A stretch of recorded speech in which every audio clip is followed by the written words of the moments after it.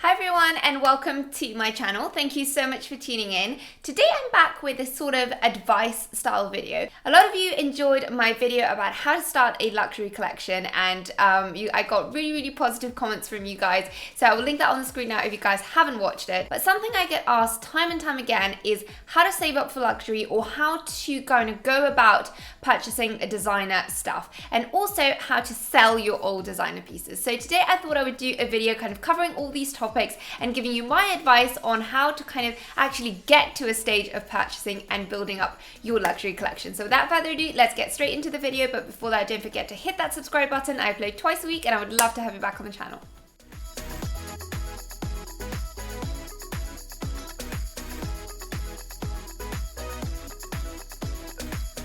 So in my last video about building up a luxury collection, I mentioned that you should go for pieces that you really use. But my first piece of advice on this one is going to be like, well, so I would say go for pieces that you really use and that you really love, because you should always invest in things that you're going to find kind of timeless and you're going to use after a very long time. I would also say it's very important to step away and never do any impulse purchases when it comes to designer items. Designer items or luxury purchases are usually kind of quite high ticket items, whether that be a pair of sunglasses or whether it's a kind of, Kelly handbag that you're splurging over £6,000 on. Whatever it is, it's going to be a high ticket item for what it is. Like, even if it's a pair of sunglasses, it's going to cost you more than a pair of Topshop sunglasses. So if you're going to be spending your hard earned money on this, I would say try and stay away from impulse purchases. I'm not one for impulse purchases, even when it comes to kind of high street shopping, but I think for designer purchases, it's even more important. I would say that my best piece of advice for this is to kind of think about it long and hard before you actually buy it. Don't kind of see an item, love it, and just purchase it. I would say if you love an item, go back and check your wardrobe, see with what items it's going to go. Try to plan outfits with it. Or if it's a pair of sunglasses, think about how much you're going to wear it. Do you live in a country where there's no sun? Think about all these things and think about how much you're going to use it. How much does it combine with other existing pieces if it's something you need to pair up with different pieces in your wardrobe. Also think about the kind of quality it has, analyze the piece and make sure you're not only paying for the designer name, you're also actually paying for quality. And then think about how timeless it is and how you're going to use this over the years. Is it going to kind of evolve with your style, or is it something that's very trend based and you're not going to be able to use in maybe 3 years time if this is out of style? So try to think about all those things and have a long and hard think. Also, I would say revisit it maybe after a few days or weeks to see if you still love that item as much as you did when you first saw it in store. I find that with a lot of items, I kind of love them, but then because I don't go in for the impulse buy, I go home and then I check it out maybe 2 or 3 weeks later and I don't love it as much anymore. And I think, it's nice, but I don't really miss it. See if in that time that you've been thinking about the item, you actually kind of, every time you got dressed or every time you got ready to go out, you thought, oh my God, this would look so good with what I'm wearing right now, or it would pair up so nicely with the bag I have right now, or whatever it is. So think about those things. And if you find that you miss the item and that you find lots of uses for it and that you still love it as much kind of 2 or 3 weeks later, or maybe a few days later if you can't wait that long, then definitely go ahead and purchase it. But I would say this thinking process definitely has helped for me, and it has stopped me from buying a lot of things that maybe I love right now but I wouldn't love later on. My second piece of advice, if you want to kind of build up your luxury collection but you're thinking, oh my God, how do I do it? How do I find the budget to do these things? Is if you can, I would set a budget every month to save up for these things, whatever it is, whether it's a handbag or whether it's a pair of sunnies or whatever it is that you want to purchase, be it big or small.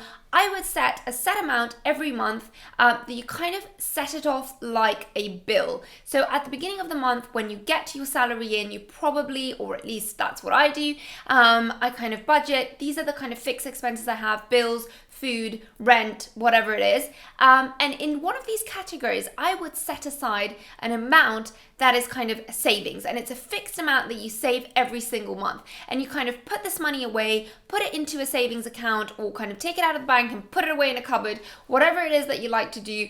but just keep this money out of your site and just don't think of it as spending money. Think that that money is gone. It's gone into paying a bill, for example. And this way you will build up a little kind of luxury budget pot that you can then dip into and buy whatever it is that you've been lusting over for the last few months. My third piece of advice links to the second piece of advice, and I would say if you can, from your loved ones, maybe your parents or your husband or your partner, whoever you can kind of have a very kind of open and honest relationship with, if you can and you are saving up for something that you really love, if you can try and let them know that you are saving up for this item, and this way they can either give you cash or a gift voucher, or maybe they can pitch into buying it once you're ready to purchase that item. That's a great way to kind of get a little bit of extra cash so you can get in those things that you really love rather than getting presents that maybe you're not going to get so much use out of. My fourth piece of advice would be to then go ahead and think, what are the items that you really want? If you need a little bit of inspiration, I do a wish list every season. I have just uploaded my recent one for spring. I will link that on the screen now if you guys haven't watched it. A lot of you loved it, so thank you so much for the feedback on that video. But I would say, plan out a wish list, whether you do this every season or whether you do this once a year, that's completely up to you. But plan a wish list, and then once you have that wish list, like I said, think about the items that you really need, that you really love, revisit them after some time, and kind of keep narrowing down this wish list. Once you've narrowed down your wish list, I would say prioritize the items and think about which ones are kind of higher ticket items and which ones are more affordable. Probably you can kind of spread it out that way, and this way you can get maybe a 1 or 2 super expensive high ticket items, whatever that may be for you, for the year, and then you can get maybe 3 or 4 smaller ticket items, and this way you're getting more than just 1 purchase for the year or more than just 2. My next piece of advice would be that if you really want something and you are thinking that it's a very, very high priced item, or it's something that you think you don't really want to spend that much money on, I would say go in for pre-loved items. It's a great way to own designer pieces without having to shell out such a huge amount of cash on them.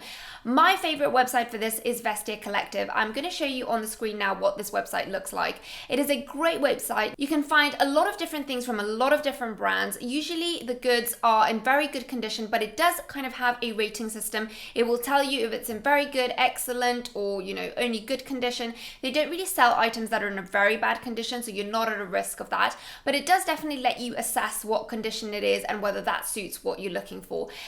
This is done by an independent team at Vestiare Collective, so you are sure that the assessment has been done. It's not compromised. It is definitely a fair assessment, and also they authenticate all the items, so you're definitely sure that what you're purchasing is not a fake or a dupe. They also have a comment section where you can interact with the person who's selling it, and this way if you have any specific questions or you want photographs or specific details, you can request them and they will upload them for you and have like a conversation with you. And also you are sure that your transaction is going to go through, you're going to actually get the item.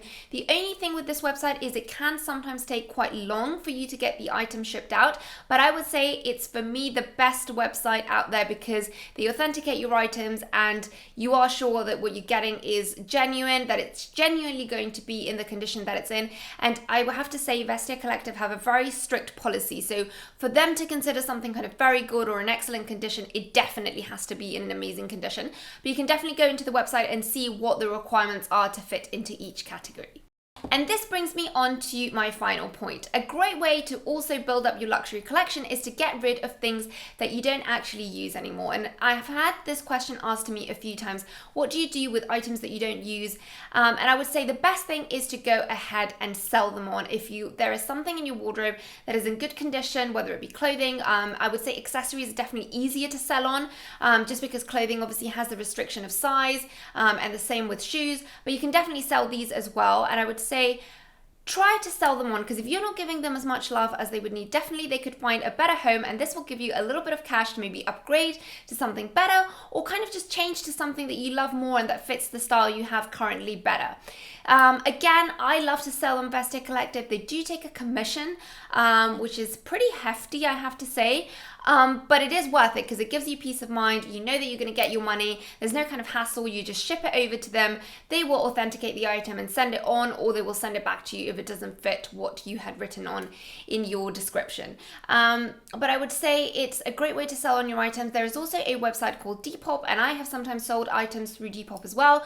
Depop, obviously there's no commission. It's a very easy to use app. You just click your pictures, you write your description, and then you just post it on, and then you can interact with your users and you can arrange to kind of send it over or to personally meet them and give them the item. So that's a good way to sell, and obviously because there's no kind of commission cut, you're getting more money for your items, but obviously you do have to make all the shipping arrangements and so on. So it is a little bit more hassle, but it's also a great way to sell on items, and I know a lot of bloggers use Depop, so definitely go and check that out if you want to get items from them.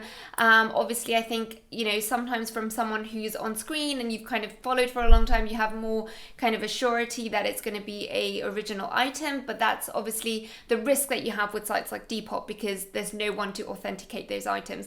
I sometimes sell stuff on Depop, so if you want to check my account, I'm going to link it down below in the info box so that you can see what items I have on sale, just in case you like any of them and you would like to purchase them. Okay guys, well that was everything from me. I hope you found this video helpful, and do let me know if you do have any more questions about this topic down below. I can do a Q&A. If you do have more questions, do let me know what other videos you would like to see from me. Thank you so much for watching, and I'll see you in my next video. Bye!